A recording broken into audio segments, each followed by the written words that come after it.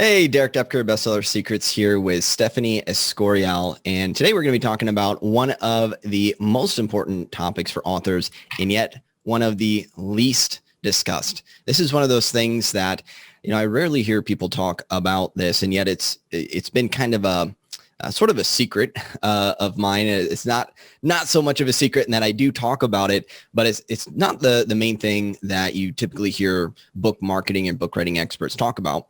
And what that is the power of your state management, your physiology, how you feel, the kind of state that you're in. So I think a lot of authors, you might have had this experience where there are times maybe you're doubting yourself. Who am I to do this?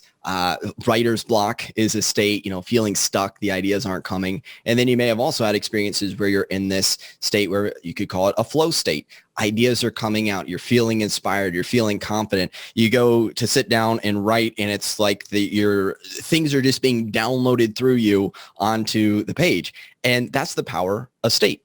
Of course, those are just a couple states, but there's a lot of different states that you can tap into. So imagine if you have the power to alter your state on command. Whenever you want, you can switch out from a disempowering, shut down, stressed out, block state into an empowered, creative, powerful state. Or maybe go from an anxious state to a relaxed and at ease sort of state. So that's what we're going to be talking about here today. And I'm grateful to have Stephanie, who is multi-skilled as an author herself, also a breath coach, a writer, a poet, among other things.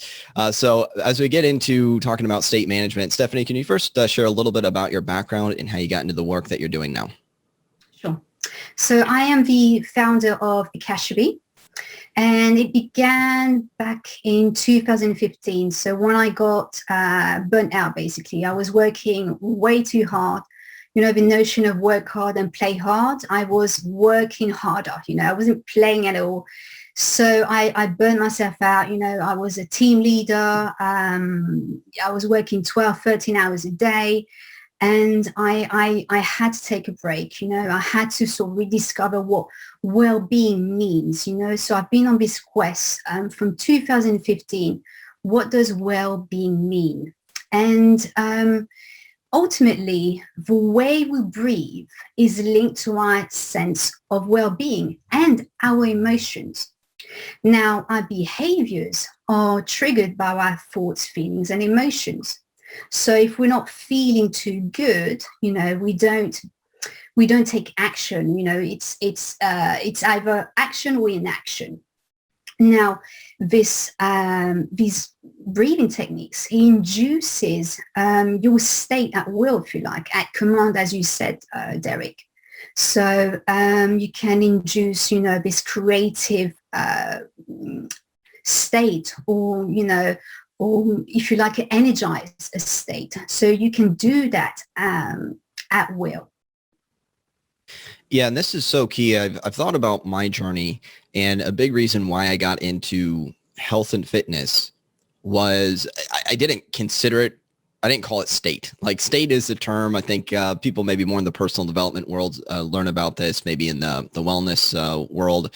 But like when I was growing up, I remember just being like, why is it that there's sometimes I'm just tired, I can't think straight. I'd play guitar and it'd be like, I got nothing, I can't come up with ideas. There'd be other times where I'd be around, I'd be in different situations. And I remember even just talking to friends, like, man, sometimes I'm just around friends and I just can be kind of quiet and not have much to say. That's my default. But then there'd be other times where I'd be thinking of funny stuff to say and I'd be in a great mood. And I'm like, I just want to bottle that. I want to bottle that, like that great mood, good energy, creativity, and just like, take a drink of it whenever I want that. And so I was kind of always on this journey of doing it. And if you think about as authors, this is also, there's a marketing lesson here. What you're selling, and this is true for just about any product, but especially as an author, what you're selling in your audience is a state. It's a state change. So let's look at fiction for a second. When people are wanting to change their state, maybe from a state of boredom to a state of, they're reading a thriller novel, they want to feel the thrill and the suspense. They're reading a romance novel, they want to feel the love and the romance. Even a nonfiction book, if it's good, it will usually be entertaining. It'll have them feel inspired. And so people are buying things because of that emotional state change. I'm drinking coffee here because that's a state change, right? So so much of what we do in ourselves is about shifting our state. And the reason why this is important is because what I found is, I'm really relating this as an author, that I found that the best writing comes out when you're in some type of peak state. So I find that if I'm really feeling inspired by an idea, that comes through in the writing. If I'm feeling really moved emotionally and pouring my heart into something, that tends to come through. If I'm having fun writing something, usually the reader has fun reading it. So there's a lot of reasons why this is important as an author that I've found. I'd be curious to know for you, Stephanie, because you are an author, you're a writer yourself, how has the ability to manage and shift your state, especially using breath work, benefited you specifically as an author and as a writer? Sure. So basically, there are times when I overdo it. I'm a sort of person who's sort of I overdo, I overwork. So I have to watch this. So I tend to get stressed or anxious. So when I feel that's, when I'm feeling anxiety and stress, then I take it, I kind of pause and, I do this balancing breathing technique. So what it does, it just balances your mood overall. Or if I really want to crush stress, then there's a deep rest breathing technique. And this will sort of like eliminate stress, in under 5 minutes. And from that state, I'm in the present moment. And from the present moment, what you do, you shut down portions of your prefrontal cortex. That part of the brain, this is where your logical thinking, sense of reasoning, sense of willpower, it kind of shuts down. You go into this present moment. This is where your inner critic lives, your inner judge, your self-doubts. It shuts it down. I go into the present moment, and then I can start again.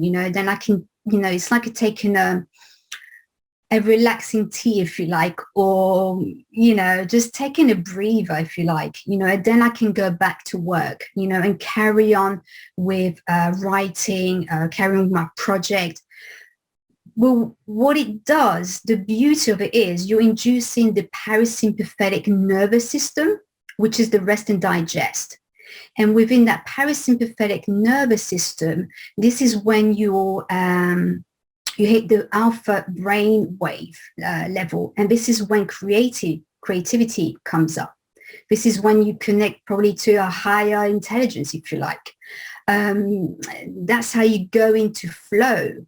So that is the beauty of the breathing techniques. You can induce at will the parasympathetic nervous system, the rest and digest. The other is the sympathetic nervous system, which is the fight or flight, which is the alert. When you need to do an email, when you need to, do this interview, we need to be sort of like alert on the sympathetic nervous system, fight or flight. The problem with modern society is we're overly in our fight or flight sympathetic nervous system. So it is about balancing both the parasympathetic and the sympathetic nervous system. This is what we strive for, is to strive for a balance. Yeah, that's exactly it. It's the whole yin and yang type of approach that you have your sympathetic, which if I were to name one thing that's strongly related would be like adrenaline, the energized sort of state, and parasympathetic, the relaxation. So you might think more kind of active or relaxation. These are kind of gross simplifications or generalizations of it, but just to give some perspective for people, if you think about that. And of course, if you're too amped up, think if you've had that anxious, that jitteriness, that's obviously can be a challenge. And at the same time, there are times where maybe you, like you said, you want some of that energy. You need a certain amount, especially earlier in the day. So you want it, but not like right before you're about to go to bed. Right? Then you want to go as much in the relaxation state. But throughout the day, it's usually that balance, like you're saying, between the two. And there's research that shows is like there's these kind of peak balance points where, in the flow state, you have enough focus, you're kind of challenged enough that you're activated, you have enough sympathetic nervous system, you're kind of activated and dialed in, but not so much that it's like you're freaking out or whatever. So just like you said, it's like having these knobs or these dials that you can kind of turn and adjust them in order to calibrate and find that balance for whatever you're doing in the moment. And exactly. I want to give a few more practical context for the listener. So one of the things you talked about was the inner critic. And this is it's a common thing for just about everyone. It comes up for me, the inner critic, or, what if I send this email to this person to work together and they say no, and like, I'm feeling nervous about promoting myself or putting myself out there, or maybe doing a video or doing an interview. I see for some authors you get, maybe not totally comfortable with that. So, you've already addressed it, but how can you just emphasize how if someone is maybe feeling self-doubt, I imagine some people might be like, well, I just need to change my belief system, which is important too. Yes. But how can this have a more sort of immediate impact on someone who's maybe feeling nervous about putting themselves out there as an author? I guess it's through repetition. When it is, you're correct about the beliefs. You do have to tend to your beliefs. However, if you keep repeating, this breathing technique, the balancing breathing technique or the deep breath breathing technique, and you set yourself an intention, I like to set an intention before the breathing technique. My intention is to feel creative or energized, or whatever state you like to feel, or productive, whichever. Then do the breathing technique and then take the action. Whilst you're repeating this technique and action, then you begin to behave in a certain way. So it is all about practice and repetition. Practice and repetition. Your habits are basically a repetition. It's a habit that you've probably done it for 20 years.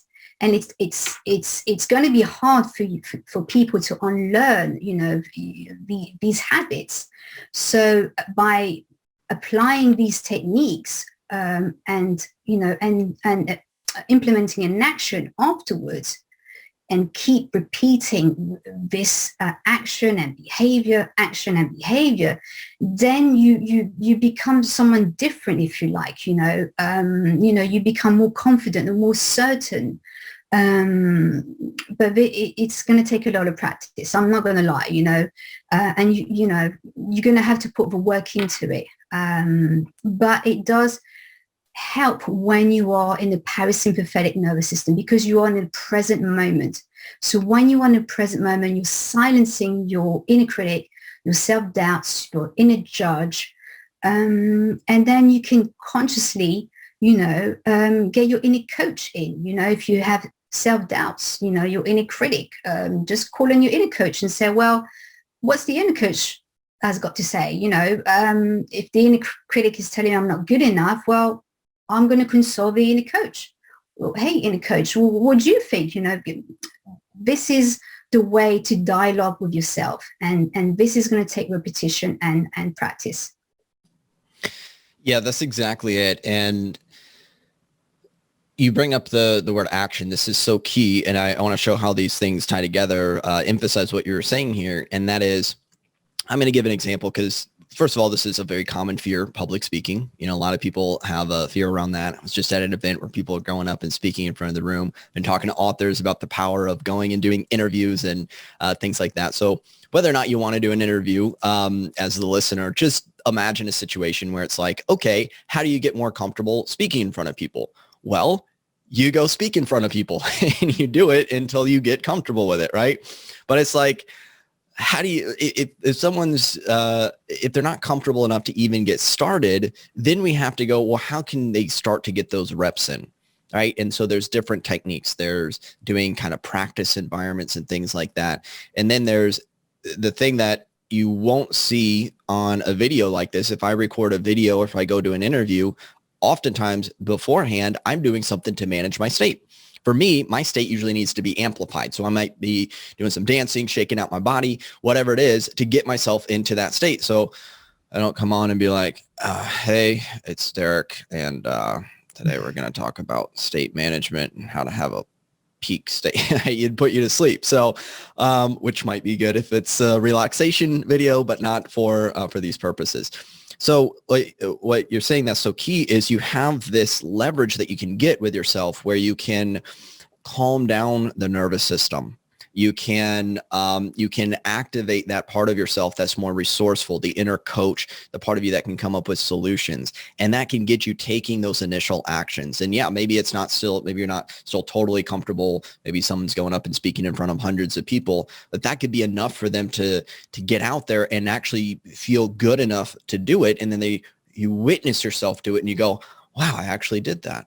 And now your beliefs start to change. Like, maybe I can do this. And people responded well to me. And then, so now you're empowered to do it again and again. And through that repetition, you now create these new habits, the habits in your behavior, also the habits in your thinking and in your beliefs. And beliefs are really kind of a type of habit. It's a habit of thinking, if you will. So this is one of those key levers. And it's one of the things that I learned from multiple mentors, especially one mentor, Brandon Broadwater, taught me about the importance of state management. And for those who study Tony Robbins is big on state. And the first piece of that state is your physiology, your physical body. And the great thing is, pretty much every person alive, not everyone maybe is physically capable of getting up and dancing. Maybe not everyone's capable of, doing certain types of physical movements, but we all have our breath. And we all have our breath with us at, as long as you're alive, hopefully you're breathing, and therefore you're usually able to influence your breath as a form of state change. So I hope it's clear now how state change and how breath work can be beneficial. I can include some resources to some of the science on that. Is there anything that you've heard from like a scientific study or from some research, or it's also gone back thousands of years? Any particular story or example or study that you found that really highlights the impact that breath work can have on a person's physiology? I'd say my own personal transformation, my personal story. There's no way I would be doing this with you, Derek. Like if maybe like a year ago or 8 months ago, there's no way I'll be here with you. But with the power of the breath, with being conscious of my state, I'm writing my second book. It's given me the confidence. I was terrified of being in front of a camera. I would avoid it. I wouldn't really be part of an interview because I feared of being visible. For me, being visible was like, oh my gosh, there was a great fear. So I don't have a scientific report, but I can, for my personal transformation, I can tell you, for me, it is working. So, it's maybe I don't have it 100%, but I can tell you I'm on the way. I'm here today writing my second book and, and sharing you what's working for me. Yeah, thank you for sharing that, because you are in a demonstration of this. You're here. You have your books. You appear very comfortable on camera here, and so that's one of the things that some people don't see. They don't see the journey. They see someone else's after picture. They go, that person looks so at ease. They seem so confident, charismatic. And it's like, they might not have always been that way. They might not even have been feeling that at ease 5 minutes before they appeared on the interview or on the stage or whatever it is. And it's a lot of times because they just know how to, tap in and get themselves into that peak state. And there's just like with meditation, breathwork's been practiced for thousands of years, and now a lot of research is coming out that does show the alterations in terms of physiology. I see just looking up some information on reduction of anxiety, insomnia, post-traumatic stress disorder, depression, attention deficit disorder, the ability to help reduce the symptoms with all those. And, I say this because sometimes when if I go back enough years, I would have thought breath work. Oh, okay. Yeah, that's kind of cool. I'm more into like, maybe what's the cool like supplement to take or whatever. But now I realize, wait a second, breath is far more integral to your life. Like how long can you go without breathing? Not as long compared to like even water or food. So it has such a significant impact, and it really is tied to your nervous system and the ability to alter that. So with that, one of the things that I'm going to let you know as the listener is we will have a challenge specifically on how to use breath work and as well as other state management techniques in order to be able to shift your state at will. And that could be to help relax yourself if you're feeling anxious. That can be to help inspire more energy and creativity if you want to solve problems, if you want to bring that into your writing. I'll share a quick story. I was a few years ago, I was wanting to record an audiobook at home, and I was going, I don't have the right recording environment. But one of the things I did is I just go, I'm going to find a solution. So that was a belief. And by keeping that positive attitude, eventually I came up with the creative solution of using a patio umbrella and putting a blanket over top of it. And okay, so what's the point of the story? The point of the story is that empowered me to now create my own audiobooks and help over 1,000 other authors record their own audiobooks. And that took tapping into creativity. I could have very easily shut myself down and said, there's no way to do this. But I believe it's not because I'm, a genius at all things, problem solving. It's just that when you know how to tap into a creative state, you can get answers from your own brain. Your own inner coaches are saying, well, what if you tried this? What if you tried that? And it can make these connections. And it's so key to be in that state in order to get your brain to give you those answers. So we're going to be running a state challenge. It's particularly for authors and anyone who wants to be able to manage your state. And that's where we're going to be going through some different breathing techniques. So I'll have a link to that for some more resources. And if someone wants to find out more about you, about your work, about your writing, your books, anything like that, how can people find out more?